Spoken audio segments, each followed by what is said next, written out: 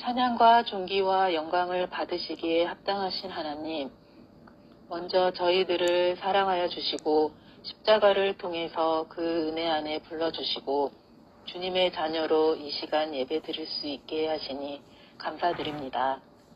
주님의 은혜를 간절히 사모하여 경배드리는 주의 자녀들에게 성령의 충만함을 부어주셔서 하나님 홀로 영광 받아주시고 주님을 만남으로 우리의 힘들고 아픈 몸과 마음과 모든 형편과 상황들이 회복되는 복되고 귀한 시간 되게 하여 주옵소서. 아멘. 자연스럽게 주님 전에 모여 예배드리는 것이 언제나 당연한 일인 줄 알았습니다. 코로나19로 인해 잃어버린 것도 많이 있지만 예배의 자리에 대한 귀중함, 사모함을 다시 한번 마음으로 깨닫게 되는 기회도 되었습니다. 과학의 발전이, 의학의 기술이, 돈의 힘이면 못할 일이 없을 것처럼 살아왔지만 눈에 보이지도 않는 바이러스에 무너지는 연약한 우리들입니다. 아직은 이르지만 이제 조금의 시간적 여유를 갖고 지난 날들을 되돌아보면서 그동안 함께 모여 드리지 못했던 예배가 정상으로 되돌릴 수 있도록 은혜 내려주시고 바이러스로 움츠렸던 우리의 몸과 마음이 움직여져서 섬김의 자리로 나올 수 있도록 주님 도와주옵소서. 아멘. 5월 가정의 달을 맞이하여 부모는 자식을 더욱 관대하게 사랑하며 자녀는 어버이의 은혜를 헤아리며 서로에게 감사하며 사는 저희들이 되게 인도하여 주옵소서. 아멘. 또 부모와 떨어져 공부하는 자녀들도 있습니다. 건강과 평강으로 인도해 주시길 바랍니다. 저희 성도들의 가정을 지켜주시기를 간절히 소원합니다.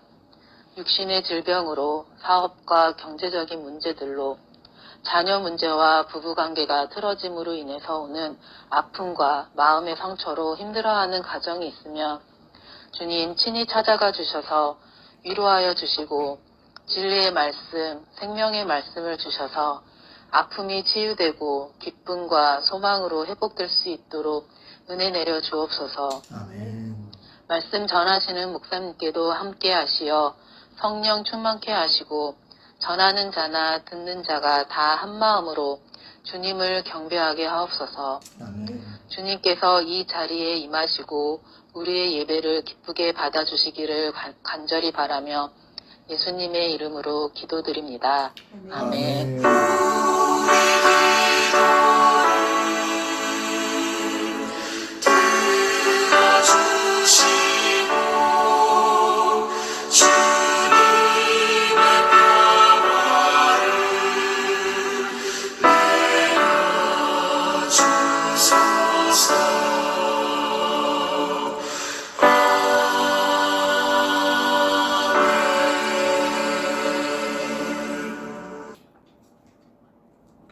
고린도전서 13장 9절부터 12절 다 같이 한 목소리로 합독하겠습니다. 시작. 우리가 부분적으로 알고 부분적으로 예언하니 온전한 것이 올 때에는 부분적으로 하던 것이 패하리라. 내가 어렸을 때에는 말하는 것이 어린아이와 같고 깨닫는 것이 어린아이와 같고 생각하는 것이 어린아이와 같다가 장성한 사람이 되어서는 어린아이의 일을 버렸노라. 우리가 지금은 거울로 보는 것 같이 희미하나 그때에는 얼굴과 얼굴을 대하여 볼 것이요 지금은 내가 부분적으로 아나 그때에는 주께서 나를 아신 것 같이 내가 온전히 알리라. 아멘.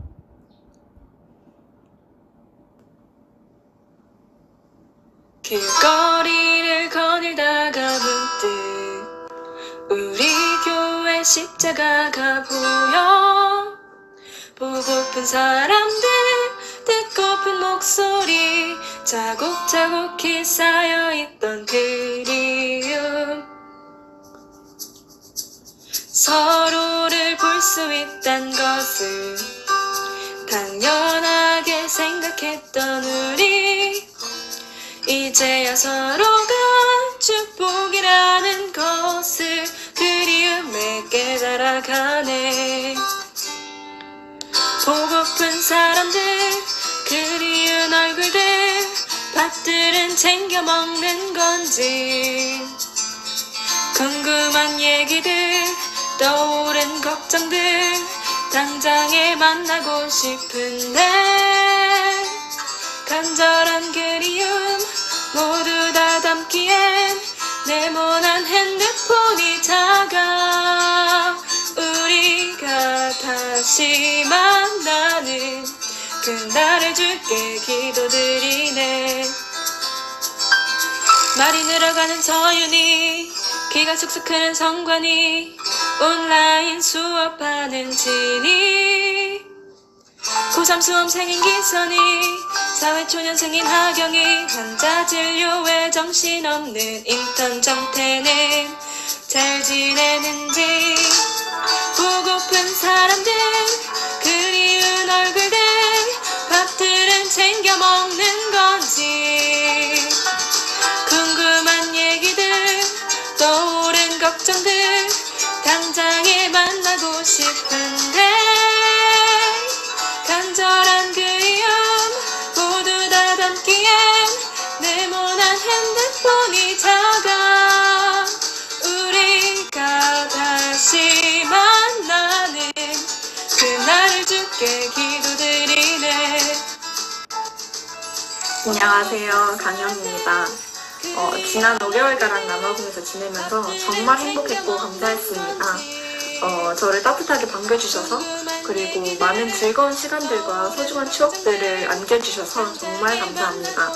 비록 현재는 서로 얼굴을 못 보지만 하루빨리 여러분을 뵐 수 있길, 그리고 그때까지 모두가 건강하고 하루하루를 복되게 잘 보낼 수 있길 기도하겠습니다. 이래교회 여러분 사랑해요. 다시 만나는 그날을 주께 기도드리네. 그날이 얼른 오면 좋겠네. 우리 그때 만나 인사 나눠요.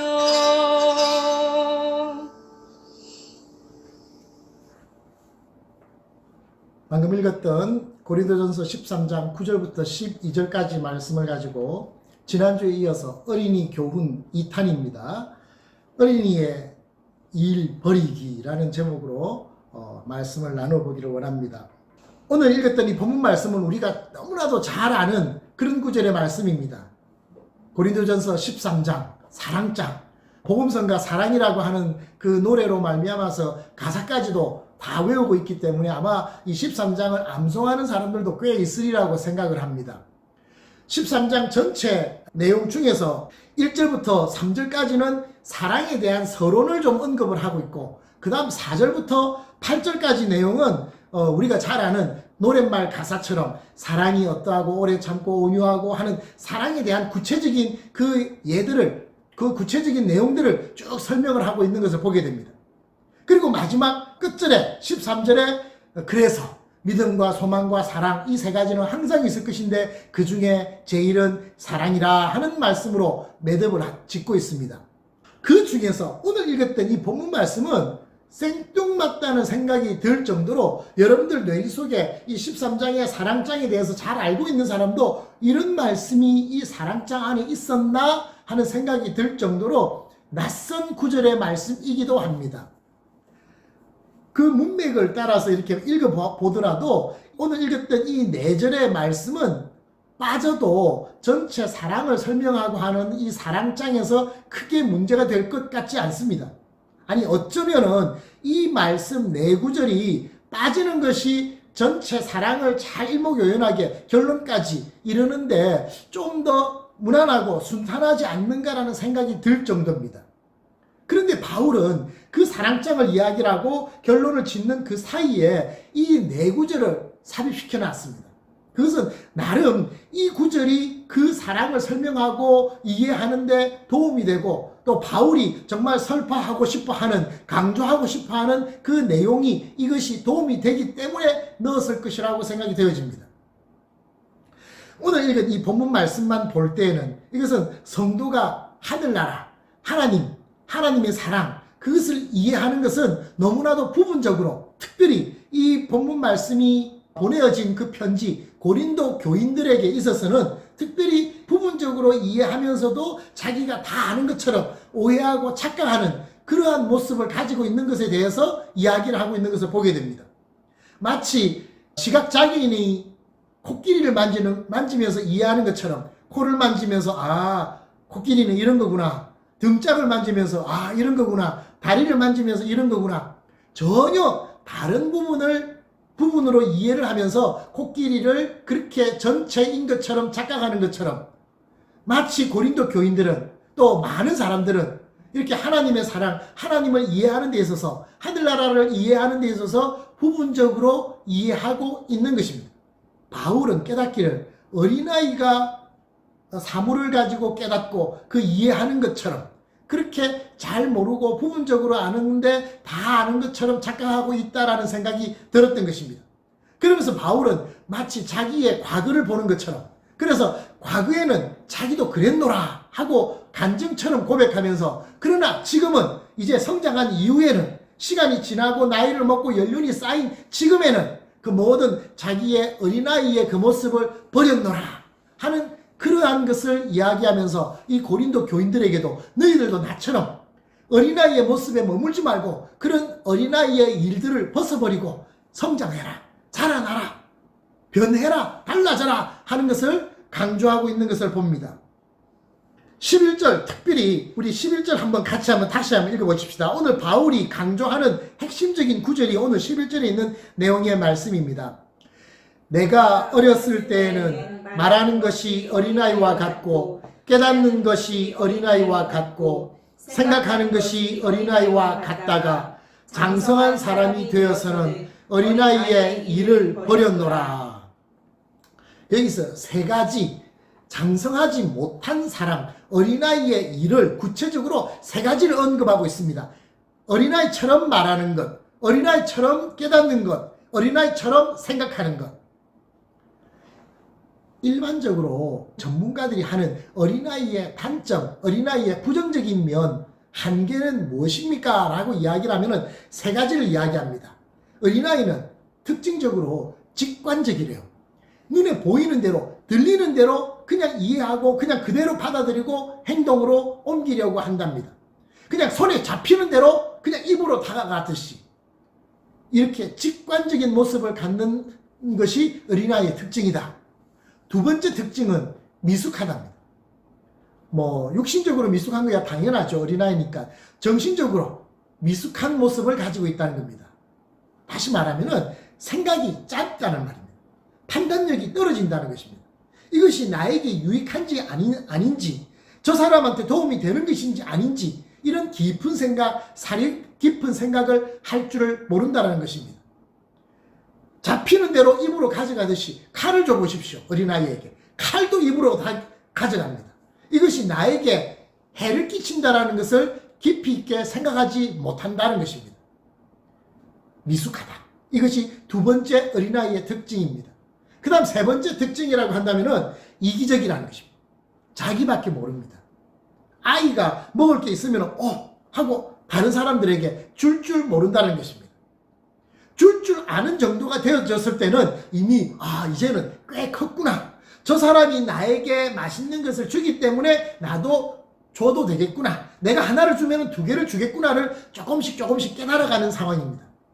그러지 못하고 무조건 자기 입으로 들어갈 때는 그것은 미숙하고 이기적인 그 유아적인 모습을 가지고 있는 것을 이야기를 합니다.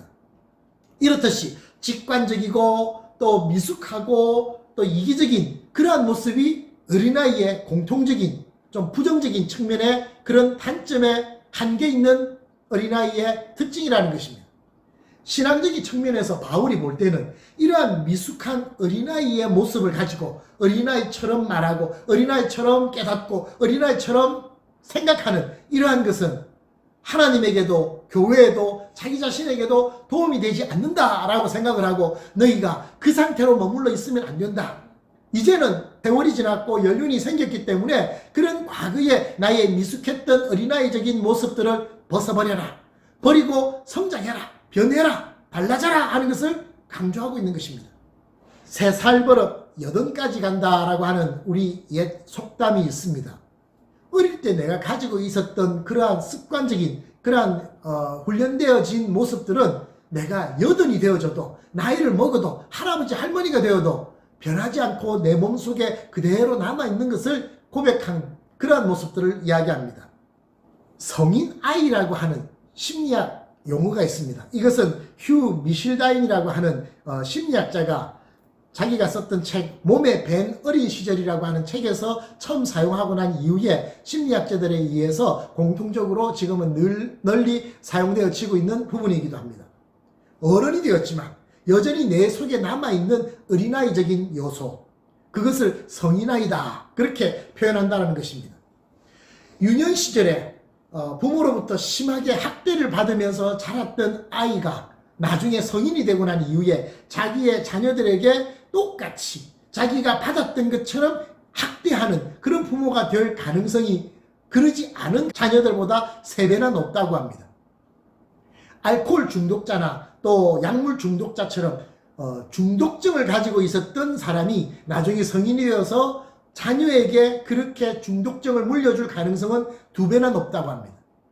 이처럼 어린 아이 때 내가 가지고 있었던 습관이나 관습 또 훈련되어지는 어떠한 것들, 반복되어져서 내 몸에 습득되어지는 어떠한 것들, 그것이 그냥 가만히 있을 때는 성인이 된 이후에 그대로 배어져 나온다는 것을 이야기를 합니다. 그래서 우리는 이러한 나의 과거의 악습관, 좋지 않은 그러한 어른아이의 모습들은 내가 애써서 버려야 할, 의지적으로 버려야 할 그러할 필요가 있다는 것입니다. 그 누구도 성인이 되고 난 이후에 나의 어릴 적의 그러한 습관과 그러한 좋지 않은 모습들까지도 내가 가지고 있는 것에 대해서 부인할 사람은 없습니다. 그렇지만은 우리가 세월이 지나고 내 신분이 달라지고 위치가 달라짐에 따라 거기에 맞는 나의 말과 행동, 생각하는 것이 나타나야 합니다. 그러지 못할 때는 여전히 철들지 못한 어린아이 같은 그러한 모습으로 남아있게 되는 것입니다. 이것이 바로 하나님의 창조 원리의 한 부분이기 때문에 우리는 이것을 거역하면서 살아가서는 안 될 것입니다. 그러나 이 원리를 거역하면서 살아가려고 하는 그러한 요인들이 우리의 몸속에, 우리의 습관 속에 여전히 남아 있습니다. 어떤 이는 생활 속에서 게으름이라고 하는 것으로 나타나기도 합니다. 또 어떤 이는 내 생활 속에서 불성실이라는 것으로 나타나기도 합니다. 또 어떤 이는 이것이 죄성으로 나타나기도 합니다. 이 모든 것이 하나님에 대한 반항적인 반항심으로 귀결되어서 나타나는 것입니다. 그래서 성도는, 믿는 하나님의 백성들은 애써서 의지적으로 이러한 육신적이고 미숙한 어린아이의 모습들에서 탈피하기 위한 노력들이 있어야 하는 것입니다. 바울은 또 에베소 교회에 편지하면서 이 본문과 흡사한 당부를 하게 되는데 에베소서 4장 13절 14절 보면 이런 이야기를 합니다. 우리가 다 하나님의 아들을 믿는 것과 아는 일에 하나가 되어 온전한 사람을 이루어 그리스도의 장성한 분량이 충만한 데까지 이르리니 이는 우리가 이제부터 어린아이가 되지 아니하여 사람의 속임수와 간사한 유혹에 빠져 온갖 교훈의 풍조에 밀려 요동하지 않게 하려 함이라. 어린아이는 쉽게 다른 사람에 의해서 속거나 또 세상의 풍조에 쉽게 따라가려고 합니다. 누가 하는 말을 쉽게 듣고 따라가고 또 세상의 유행이나 풍조에 휩싸이기 쉽다는 것입니다. 장성한 분량에까지, 그리스도의 장성한 분량에까지 자라나라 하고 바울은 에베소 교회에 편지하면서도 비슷한 그러한 권면을 하고 있는 것을 봅니다. 베드로 사도도 소아시아에 있는 교회들에게 편지를 하면서 이렇게 이야기를 합니다. 그리스도의 은혜와 그를 아는 지식에서 자라가라. 자라가라.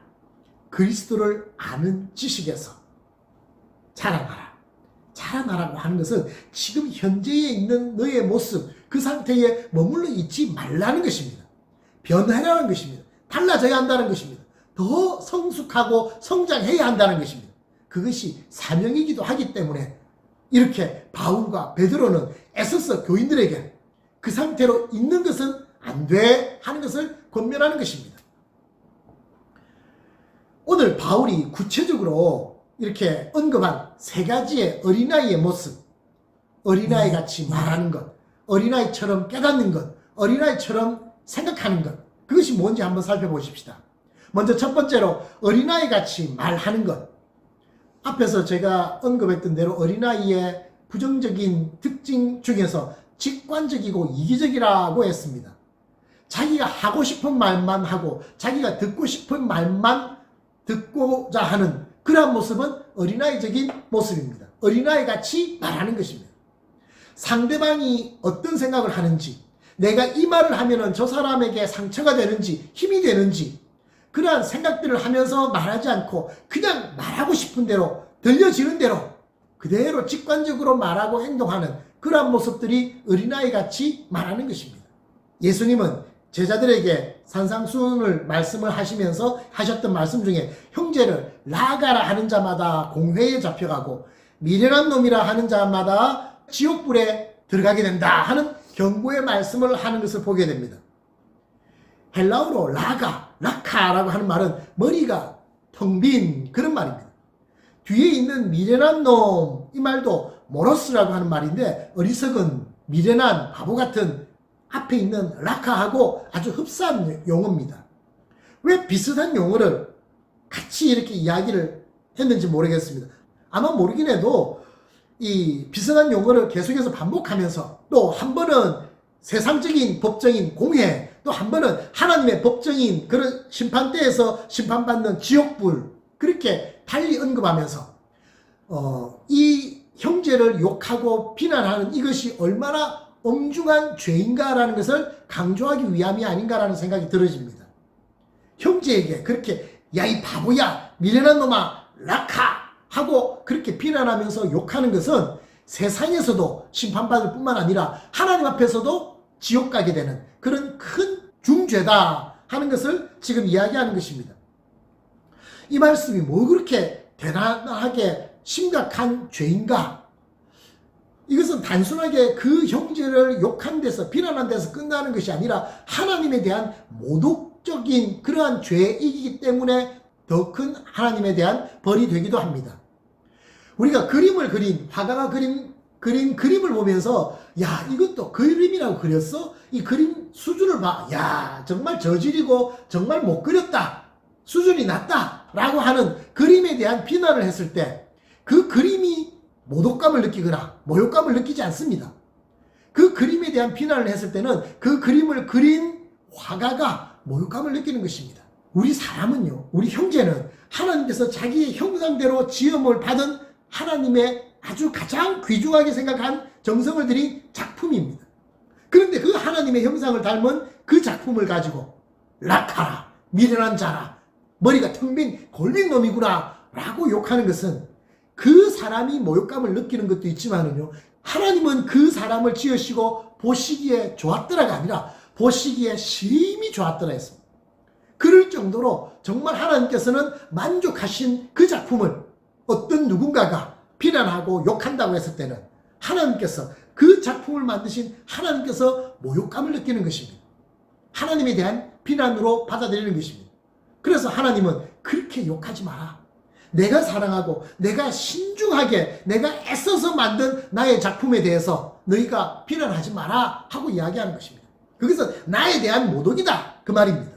그래서 우리는 말을 하거나 형제에 대해서 비난하거나 할 때 우리는 조심해야 하는 것입니다. 그래서 내가 하는 이 말이 형제에게 어떻게 들려질지 상대방을 생각하고 상대방의 입장을 고려해서 배려하는 그러한 마음들이 있어야 하는 것입니다. 이것이 성장한 성숙한 어른들의 모습인 것입니다. 다른 사람을 생각하지 않고 자기만 생각하면서 말하고 행동하고 내 입만 위하는, 내 배만 두드릴 줄 아는 그러한 사람은 어린아이 같은 사람이다. 그렇게 볼 수 있는 것입니다. 두 번째, 깨닫는 것. 세 번째, 생각하는 것. 이것은 함께 우리가 한번 비교하면서 살펴보면 좋겠습니다. 두 용어 다 깨닫는 것과 생각하는 것 다 머리로 사고하는 그러한 것을 말합니다. 어린아이 같이 깨닫는 것, 여기에 이 깨닫는 것이라고 하는 이 단어는 프로네오라고 하는 단어인데 생각한다는 말입니다. 뒤에 있는 생각하는 것은 로기조마이라고 하는 단어인데 이거 역시 머리로 생각하는 것을 이야기합니다. 두 단어 다 생각한다, 사고한다 하는 용어인데 조금 차이가 있습니다. 앞에 있는 깨닫는 것이라고 하는 이 프로네오는 이해한다, 애정을 가진다, 관심을 가진다 이렇게 쓰여집니다. 뒤에 있는 로기조마이라고 하는 이 생각한다는 말은 계산한다, 추리한다, 판단한다 그런 의미로 사용되어지는 용어입니다. 그래서 현대인의 성경에는 이 단어를 어떻게 번역했냐면요, 내가 어렸을 때에는 어린아이처럼 말하고 생각하고 판단하였으나 그랬습니다. 앞에 프로네오는 생각한다라고 단어로 번역을 했고 뒤에 있는 로기조마이는 판단한다라는 그런 단어로 번역을 했습니다.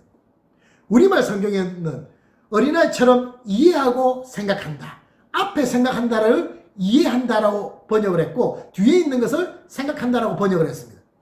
공동 번역에는 내가 어렸을 때에는 어린아이의 말을 하고 어린아이의 생각을 하고 어린아이의 판단을 했다. 앞에 있는 단어는 생각한다, 뒤에 있는 단어는 판단한다. 저는 오늘 여러분들에게 설명을 하면서 앞에 있는 프로네오라고 하는 이 단어는 이해한다, 머리로 이해한다라고 생각하는 것이 좀 편할 것 같고 뒤에 있는 로기조마이 그 생각한다는 것은 판단한다로 그렇게 이해하는 것이 좀 본문을 이해하는 데 좀 편하지 않을까, 쉽지 않을까라는 생각이 들어집니다.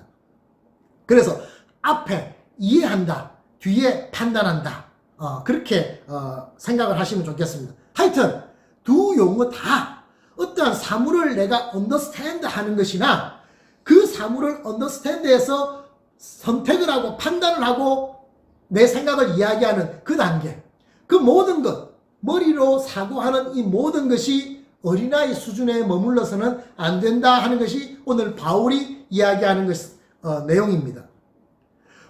우리가 분명히 알아야 할 내용은요, 어떤 누군가가 어린아이 상태인 사람한테 귀중한 일, 중요한 일을 맡기진 않습니다. 아주 돈이 많이 들어가 있는, 수억 원이 들어가 있는 통장을 관리하라고 하거나 집문서를 맡기면서 이것을 잘 관리해라 하고 일을 맡기지 않는다는 것입니다. 어린아이가 전교 1등을 한다 할지라도 그 아이는 어린아이이기 때문에 이러한 일을 감당할 수 없는 수준이라고 우리는 생각을 합니다.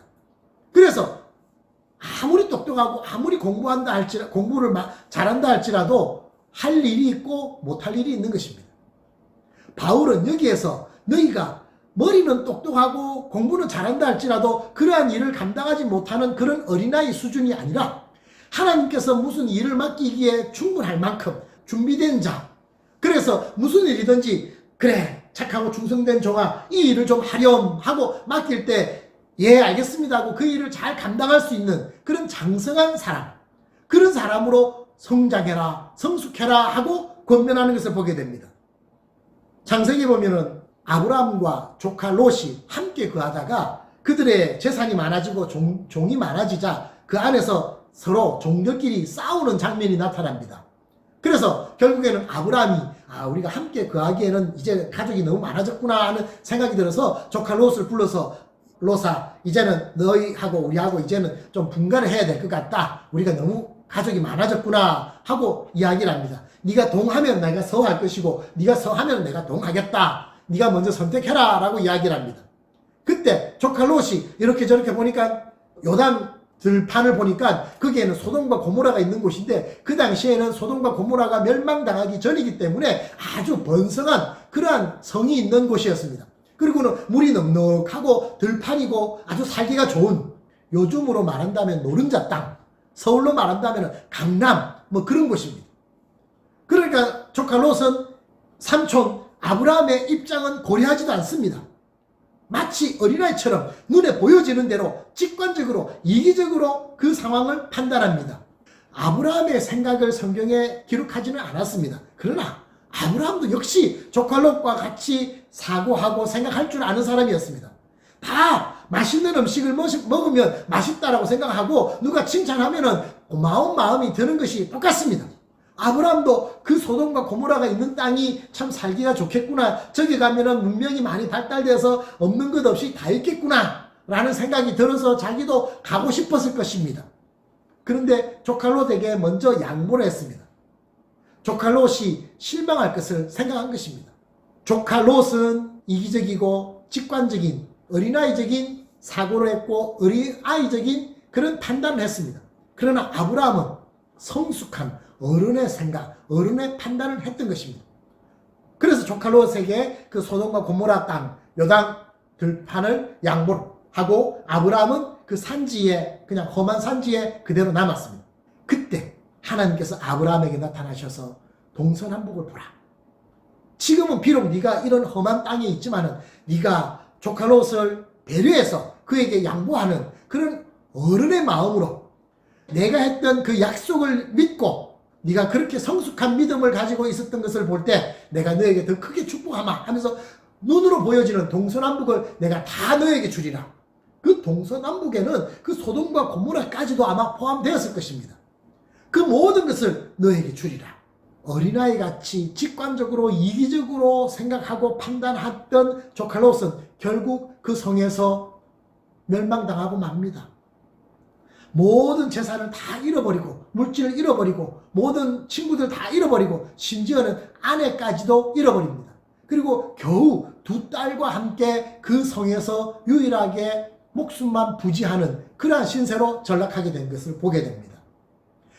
조카 롯이 그곳에서 살 수 있었던 것 역시도 자기의 의로 인해서 산 것이 아니라 아브라함의 강청에 의해서 하나님께서 할 수 없이 아브라함이 신실했기 때문에 아브라함이 너무나 이뻤기 때문에 그 아브라함의 기도를 들어서 조카 롯을 구해준 것입니다.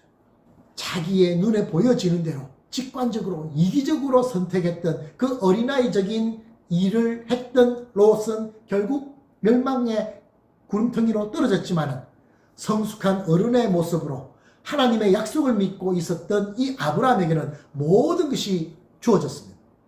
결국에는 열국의 아비가 되는 믿음의 조상이 되는 축복까지 얻었던 것을 알 수 있습니다. 당장 눈에 보여지는 이기적인 직관적인 선택을 했을 때 그러한 판단을 했을 때는 실패자 롯의 전철을 밟게 됩니다. 그러나 믿음으로 참고 인내하고 하나님의 약속을 기다리면서 지금 당장은 내가 실패 아마 모르긴 해도 아브라함도요 조카 롯이 선택했을 때 후회했을지도 모르겠습니다. 제 생각입니다. 사람이기 때문에 내가 널 지금까지 키웠으니까 내가 먼저 선택하마 하고 내가 선택할 걸 그랬나? 잠시나마 순간적이라도 내가 잘못하지 않았을까라는 생각을 할 수도 있지 않았을까? 그런 생각도 저는 해봅니다. 그러나 결국 아브라함은 그 갈등 가운데서 선택한 것이 성숙한 어른의 그러한 선택을 한 것입니다. 그랬더니 결국에는 하나님 앞에 인정받고 축복받는 승리자의 반열에 올라간 것입니다. 사랑하는 성도 여러분, 우리가 언제까지 어린아이의 모습의 가운데에 머물러 있어야 하겠습니까? 우리가 언제까지 누가 챙겨주지 않고 누가 나를 도와주지 않으면 내가 아무것도 할 수 없는 그런 어린아이의 모습에 머물러 있어야 하겠습니까? 내가 언제까지 눈에 보여지는 대로 만지고 행동하고 말하고 생각하는 그런 직관적이고 이기적인 그런 모습 가운데에 살아야 하겠습니까? 이제는 그런 어린아이의 일들을 버립시다. 한 걸음 더 성장하는 모습으로 하나님께 우리의 믿음을, 우리의 삶을 나타내 보여주십시다. 그러려면 먼저 우리의 삶의 자리에 변화가 와야 합니다. 우리가 드리는 이 예배자의 우리의 모습이 달라져야 합니다. 마음과 정성이 달라져야 합니다. 우리가 하나님께 드려지는 이러한 시간과 물질과 모든 것이 달라져야 합니다. 수준이 달라져야 합니다. 하나님 앞에 받았던 그 사명에 대한 헌신하는 모습이 달라져야 합니다. 내 이웃을 섬기라고 했을 때 그 섬기는 우리의 모습과 자세가, 정성이, 수준이 달라져야 합니다. 그럴 때 주님은 많이 컸구나, 어린아이의 모습에서 꽤 장성했구나 하는 인정을 하는 것입니다. 분명히 우리는 기억해야 합니다. 우리가 어린아이의 수준에 머물러 있을 때는 결코 하나님은 우리에게 귀한 일, 엄청난 사명, 엄청난 축복을 하시지 않는다는 것입니다. 오히려 그것이 그에게는 감당 못할 화가 될 수 있다는 생각이 들기 때문에 더더욱 그것은 우리에게 허락하지 않습니다. 하나님 앞에 더 크게 쓰임받기를 원한다면, 하나님 앞에 더 큰 축복을 받기를 원한다고 한다면 우리의 이 어린아이의 일을 벗어버리고 장성한 모습, 하나님께서 인정하시는 성숙한 자의 자리에까지 갈 수 있어야 할 것입니다. 그럴 때에는 하나님께서 그래 이제는 준비되었구나 하는 그러한 확신이 들 때에는 하나님께서 우리에게 엄청난 그러한 은혜와 축복과 사명까지 함께 주실 것입니다. 모쪼록 이 가정의 달에 이 어린아이를 보면서 우리가 어린아이에게서 닮아야 할 부분들도 있지만 어린아이의 모습을 벗어버려야 할 그러한 것들을 우리가 깨달으면서 하나님 앞에 인정받고 축복받는 그런 귀한 가정들이 되기를 주님의 이름으로 축원합니다. 보내드린 주보를 참조해 주시길 바랍니다. 교회 앞에 광고 드리겠습니다. 이제 아마 이번 주 중에 어쩌면은 대통령이 말씀하셨던 그 락다운 3단계로 이렇게 하향 조정하는 그 일이 실행이 될지 모르겠습니다. 근데 지금 저 웨스턴 케이프하고 그 이스턴 케이프 쪽에는 지금도 그 확진자 증가 추세가 굉장히 가파른 것을 보게 됩니다. 그래서 부분적으로 그 지역은 안 한다 할지라도 다른 지역에는 지역별로 이렇게 시행할지 모르겠다 싶은데 3단계가 되더라도 예배가 현장 예배가 가능한지는 아직은 미지수입니다. 지난주에 라마포사 대통령이 그 종교 또 교계 이런 지도자들과 이렇게 면담하는 시간이 있었는데 그때 교회 지도자들이 요청했던 내용이 3단계로 이렇게 하향 조정이 될 때 예배를 드릴 수 있게 해주십시오. 그런 요청을 한 그 내용이 기사에 나왔습니다. 그것을 볼 때 3단계가 되더라도 예배를 드릴 수 있는 상황이 될지는 아직은 모릅니다. 어쩌면은 그 에스와티니 같이 명수를 제한해서 20명, 30명 제한을 해서 허락을 할지는 모르겠습니다. 대신 뭐 온도 체크를 하고 또 무슨 이렇게 뭐 손을 소독을 하고 마스크를 쓴 채로 드리라 거리를 띄어서 뭐 그럴는지는 모르겠습니다. 그렇게 된다면은 뭐 저희들은 숫자도 많지도 않고 하기 때문에 이미 뚝뚝 떨어져서 예배 드리는데 우리는 익숙한 상황이기 때문에 예배를 드리도록 그렇게 하겠습니다. 그래서 교회에서 그 온도 재는 기계도 하나 구입할 생각입니다. 그래서 손소독제와 마스크는 여러분들이 각자 주문하시고 손소독제하고 온도 재는 것을 준비를 할 예정입니다. 그래서 중간에라도 이번 주 중에라도 또 다른 그런 그 조치가 발표가 되어지면 카톡으로 카톡방에 올리도록 하겠습니다. 그래서 다음 주에는 이렇게 예배를 드립니다 하고 공지를 하면 바로 이렇게 바뀌어질 수 있도록 그렇게 준비를 하시면 안 좋겠나 싶은 생각이 듭니다. 그래서 어쩌면은 오늘 이게 온라인 예배 마지막이 될 수도 있고요. 또 어쩌면은 다음 주까지 될 수도 있지만은 다음 주도 안 될 수도 있습니다. 당분간 3단계로 하향 조치가 되더라도 현장 예배는 안 된다 그렇게 나오면은 또 다음 달까지도 계속 갈지도 모릅니다.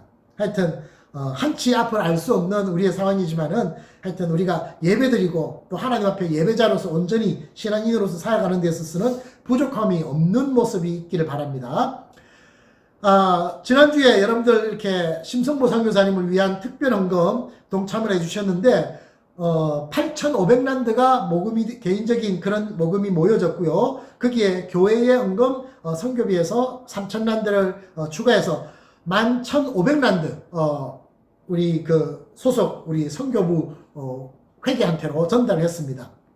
그리고 제가 개인적으로는 카톡을 주고받았습니다. 그래서 참 고맙다는 그런 문자를 받았고요. 그래서 제가 찬송을 부탁을 드려서 지난주에 해달라고 부탁을 했더니요. 지난주에 지금 뭐 집 정리하고 뭐 공사하고 뭐 그러느라고 막 지금 정신이 없는 상황이래요. 그래서 그럼 너무 무리하지 말라고 하고는 언제든지 그러면 때가 되면 그렇게 하면 우리가 함께 영상 찬송을 나누면서 은혜를 나누겠다. 그렇게 말씀을 드렸습니다.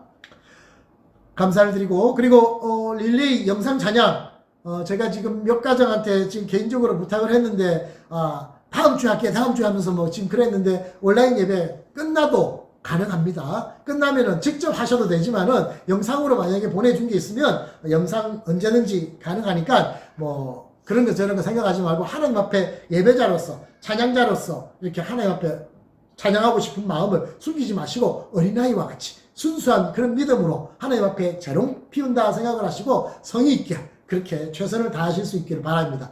음치 환영합니다. 아주 좋습니다. 음치이지만은 그 상태로 하나님께 온전히 제가 이전에요, 저희 부산에 농아학교가 있습니다. 에바다 농아학교. 거기에서 한번 수화팀이 와서 수화 찬양을 하는데, 너무 어리스러워요. 찬송을 틀어놓고 몸으로써 이렇게 수화를 이렇게 몸짓으로 찬양을 하는데, 그렇게 어려스러울 수도 없는 것이 있지만은요, 그 다음에 어떤 사람은요, 이 말을 못하는데 완전히 다 못하고 약간 할 줄 아는 그러한 농아들도 있습니다. 그런데 그러한 농아는요, 자기의 그 할 수 있는 소리로 찬양을 하더라고요. 근데 내가 그냥 귀로 들려지는 그 소리는 솔직히 예쁘지 않아요. 그냥 뭐 그런 거예요. 그래서 들려지는 소리로는 분명히 예쁘지 않은데, 그때 그 모습 가운데 들려졌던 그 찬양의 소리는, 야, 이런 곡조의 찬양이 또 있을까, 그런 느낌이 들었습니다. 그래서 혹시 내가 뭐 악기도 못하고 노래도 잘 못하고 하기 때문에 그러지 않는가? 하나님은 그런 거 따지지 않습니다. 그래서 여러분들이 가지고 있는 그 몸짓, 발짓, 모든 것 다 동원해서 하나님을 찬양할 수 있는 그런 순수한 어린아이의 믿음을 가진 그런 모습들이 있기를 기대해 봅니다.